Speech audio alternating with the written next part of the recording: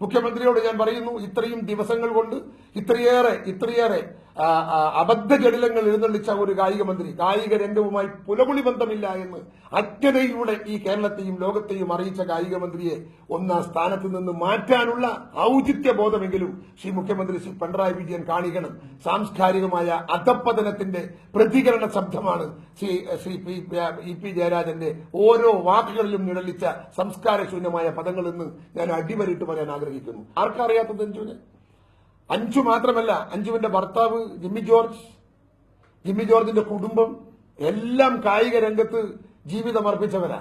ആ ഒരു കുടുംബത്തെ, ആ ഒരു മൊത്തം അവരെ എല്ലാ ആളുകളെയും അപമാനിക്കുന്ന രീതിയിൽ കായിക മന്ത്രി പ്രതികരിച്ചു എന്ന് പറയുമ്പോൾ വളരെ ഗൗരവമായി സംസ്ഥാനം ഈ വിഷയത്തെ കാണണമെന്നാണ് എനിക്ക് ഈ സന്ദർഭത്തിൽ പറയാനുള്ളത്.